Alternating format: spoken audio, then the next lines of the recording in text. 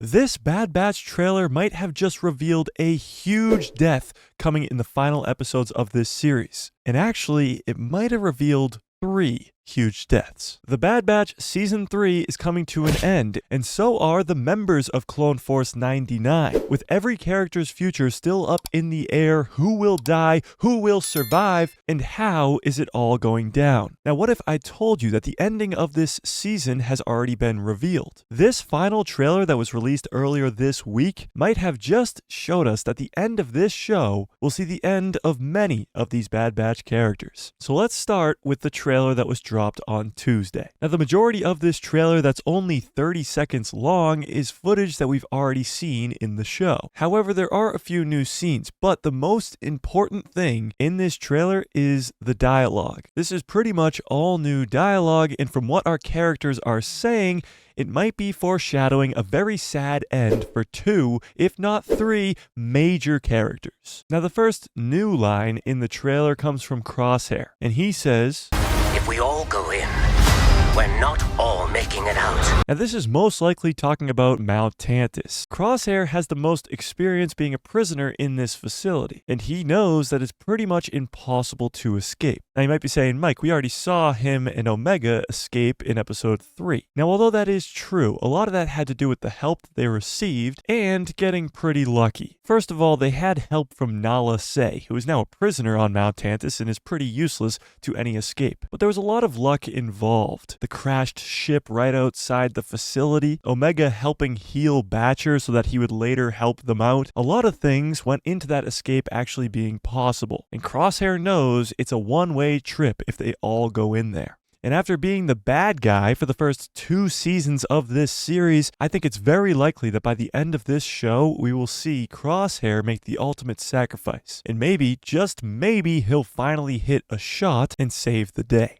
Now, there's no specifics on how Crosshair is going to die. It is just highly likely from the evidence that we see in this trailer and all the evidence that's come through the first 3 seasons of the Bad Batch that Crosshair is probably going to sacrifice himself to save the day. Not to mention that not a single one of the Bad Batch members is in any other Star Wars project after this. From Kenobi to the Jedi games, Jedi Fallen Order and Jedi Survivor, to Star Wars Rebels, to Andor, to the original trilogy, to the Mandoverse, the Bad Batch are nowhere to be seen. Even when we see Rex, Gregor, and Wolf in Rebels, there's no Bad Batch members with them. Now, the next 2 lines in this trailer come from an unnamed officer and Hunter. The officer says, "Abort the mission," and Hunter says, "Negative." I believe this officer is Rampart because this trailer was released before episode 12, and now we know from episode 12 that the Bad Batch have rescued Rampart from an Imperial prison, and it sounds exactly like him, which does mean that Rampart is probably going to help the Bad Batch out when they finally get to Tantus.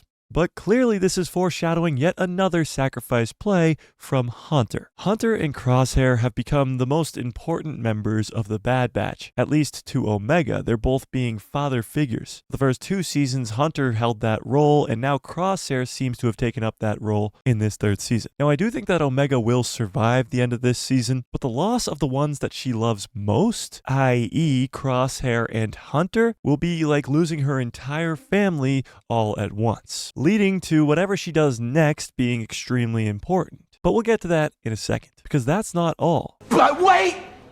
There's more! At the very end of this trailer, we see Crosshair and Wrecker hanging out of a crashing ship. And the last time we saw a member of the Bad Batch hanging on a string like this, it was Tech as he was plummeting to his demise. This could be foreshadowing, again, Crosshair's death, but also Wrecker's death. Wrecker's a very interesting one to me, as it seems like his story could go one of 2 ways. He dies with Hunter and Crosshair, making the ultimate sacrifice to save the day, or he goes on with Omega and survives the end of this show. But you tell me what you think in the comment section below. Do you think Wrecker is going to survive? Now, we can't forget about Echo, and it might be very easy for you to forget about Echo because he hasn't even been in this 3rd season at all. He's been in such little scenes that it honestly doesn't even feel like he's a member of the Bad Batch anymore. He's gone off with Rex and he's helping other regular clones. But I don't think he will die for 2 reasons. One, he just hasn't been around for this 3rd season. Usually when they're going to kill off a main character of a Star Wars show, they focus on that character, like in season 2 with Tech. or in Season 3 with Crosshair and Hunter. And the second reason is he just got back. Echo already died in the Clone Wars, or at least we thought he did, until in Season 7 of the Clone Wars he came back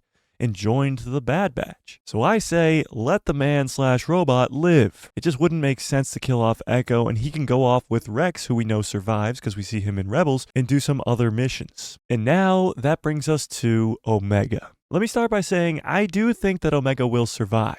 And her clone brothers, on the other hand, will probably all sacrifice themselves to save her. We just found out in episode 12 how important Omega really is. She is the only being in the galaxy, as far as we know, that has the ability to transfer midichlorians from one person to a clone or one person to another. This is extremely important for Palpatine in his Project Necromancer, which is the project to make him live forever, but I explain everything about Project Necromancer in this video right here. But Omega could be the explanation that everybody needs to explain somehow Palpatine returned in The Rise of Skywalker. I think by the end of this season, because of her clone brother's sacrifice, she will escape Tantus, she will escape the Empire, and she will be sent away to go train with Asajj Ventress. We saw teases at this in episode 9 when Ventress showed up and tried to test Omega's midichlorian count, so I do think that Asajj Ventress and Omega will go off and have their own adventure. So not only would that be a great end for Omega's character arc throughout this 3-season show,